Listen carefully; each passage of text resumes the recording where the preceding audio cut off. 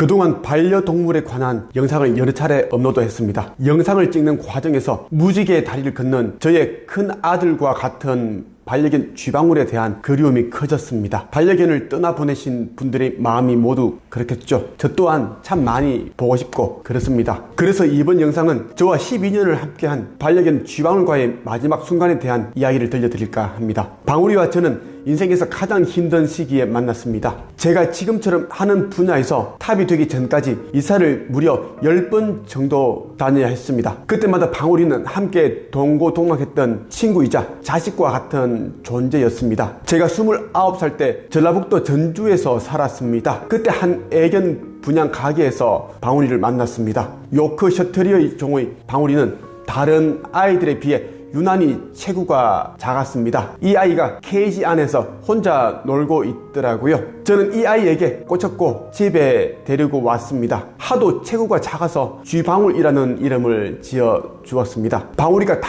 커서 성견이 되었을 때도 몸무게가 고작 1.2kg 정도로 작은 아이였습니다. 하지만 정말 총명하고 배려심이 깊은 아이였어요. 제가 하는 일이 잘 되지 않거나 마음이 속상한 날에 슬픈 눈으로 멍하니 앉아 있으면 방울이는 저를 쳐다보며 짧은 꼬리를 흔들어 주곤 했습니다. 저를 기분 좋게 해주려고 한 것이죠. 그래도 제가 같은 모습을 하고 있으면 힘내라며 짖곤 했습니다. 저는 너무 힘든 나머지 자주 거실에서 술을 마시곤 했습니다. 그때마다 방울이는 저와 2m, 3m 정도 떨어진 안방 문 근처에 앉아서 저를 바라보며 작은 신음소리를 내곤 했습니다. 저는 왜 그런 소리를 내는지 처음에는 이해를 못했지만 시간이 지나면서 알게 되었습니다. 저한테 술을 그만 마시고 방으로 들어오라는 뜻이었습니다. 하지만 제가 계속 술을 마시자 방울이는 계속 같은 소리를 내더라고요. 제가 소리를 내고 있는 방울이 곁으로 다가가면 방울이는 다시 조금 더 안방 문 쪽으로 멀어졌습니다. 그렇게 방울이는 저를 안방 쪽으로 유인을 했습니다. 제가 술을 그만 마시고 방으로 들어가도록 만들었습니다.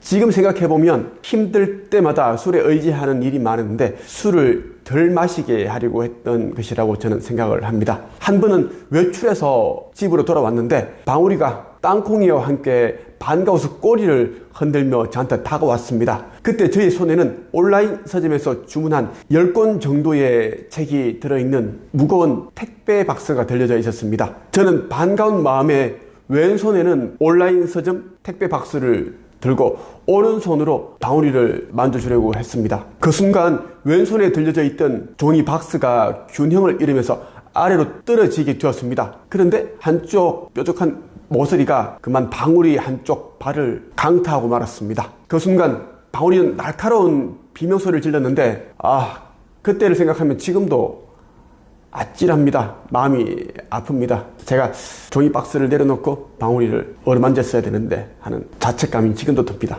급히 동물병원에 가서 엑스레이 사진을 찍어 보았습니다. 성인 검지손가락 크기만한 방울이의 발가락 뼈 4개가 끊어져 있었습니다. 당시 제 마음은 상상도 못할 만큼 힘들었습니다. 그때 든 생각이 방울이의 발이 워낙 작다 보니 발가락 4개를 수술을 해서 제대로 접합이 가능할까 이런 걱정이 엄청 들었습니다. 개인 동물병원에서 수술을 했는데 실패하고 말았습니다. 일주일가량 방울이는 진통제로 버티고 있었습니다. 그때 그 동물병원의 원장님의 소개로 다시 전북대 수의대 병원에서 수술을 진행하게 되었습니다. 수술은 성공적이었습니다. 병원에서는 발이 움직이지 않아야 끊어진 뼈가 제대로 붙을 수 있다고 하더라고요. 그래서 방울이의 한쪽 발을 아예 어깨까지 붕대로 세게 감아 놓았습니다. 그런 힘들고 불편한 모습으로 방울이는 한 달 동안 입원해 있어야 했습니다. 수술한 발가락은 잘 접합이 되었지만 발이 살짝 휘어져 있었기 때문에 다치기 전처럼 자연스럽게 잘 뛰지는 못하게 되었습니다. 제가 방울아 하고 부르면 조심스레 뛰어오는 모습을 볼 때면 정말 마음이 아프더라고요.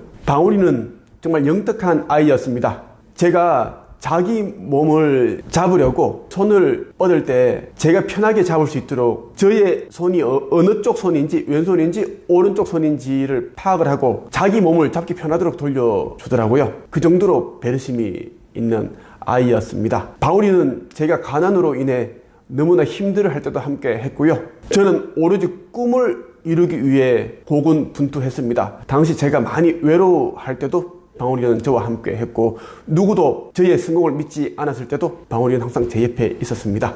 제가 꿈을 이루고 나름 경제적으로 성공했을 때도 함께 해주었습니다. 모든 반려견들이 그렇듯이 방울이도 나이가 많아 눈의 시력이 흐려지고 있었습니다. 10년 동안 줄곧 다녔던 동물병원에서 강남에 위치한 안과 전문 동물병원을 소개해 주셨어요. 그곳에서 방울이의 눈을 검사해 보니 한쪽 눈의 시력은 거의 잃은 상태였습니다. 그나마 한쪽 눈은 시술이 가능하다고 하시더라고요. 다만 방울이의 체구가 너무 작고 노견이어서 마취하는 데 있어 다소 염려가 된다고 말씀하시더라고요. 하지만 방울이를 이대로 둘 경우에 얼마 지나지 않아 두 눈이 안 보인다고 생각을 하니 그 부분이 더 마음에 걸렸습니다. 반려견을 무지개 다리 건너편으로 보낸 분들의 말을 들어보니 강아지도 사람과 똑같아서 시력을 잃게 되면 여기저기 부딪히게 되어 다치게 된다고 하더라고요. 그래서 고민 끝에 원장님과 상의를 해서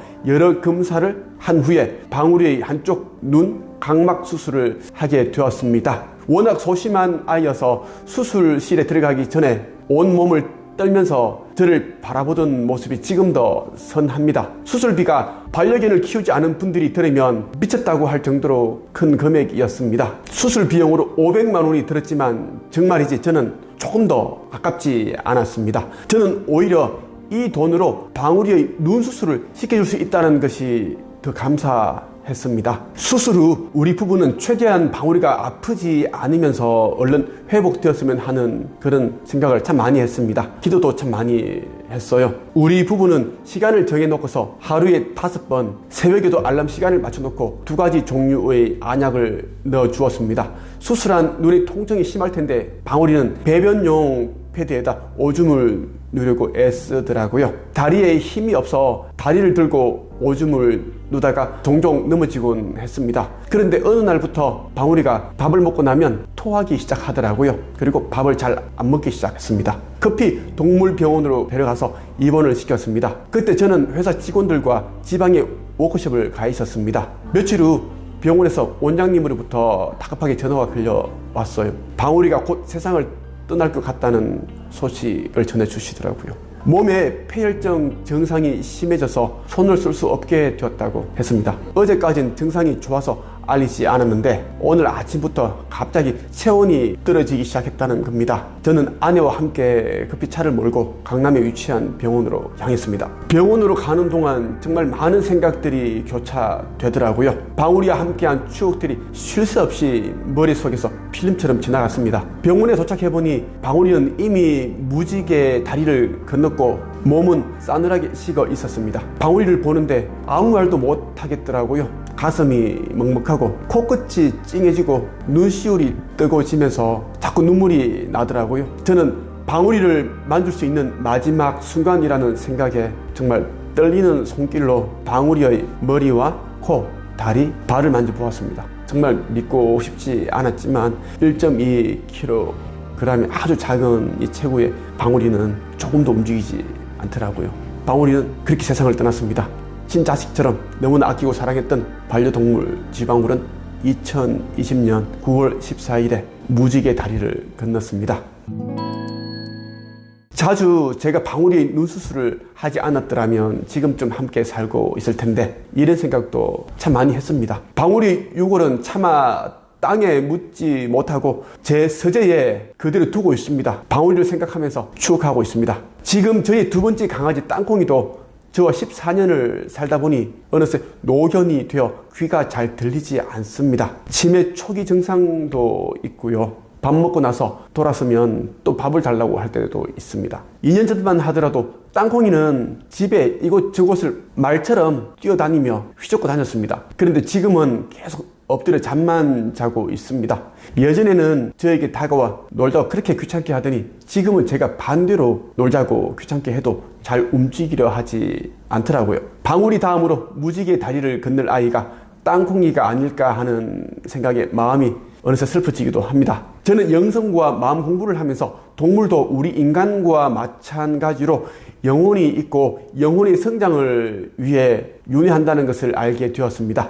반려동물은 무지개의 다리를 건너게 되면 그들이 가는 동물들의 천계가 있습니다. 방울이도 그곳에서 지도령들의 세심한 보살핌을 받으며 행복한 시간을 보내고 있을 것입니다. 우리 인간은 환생하는데 100년에서 150년 정도 걸리지만 반려동물의 경우에는 너무나 순수하기 때문에 환생하는 데 있어 많은 시간이 걸리지 않습니다.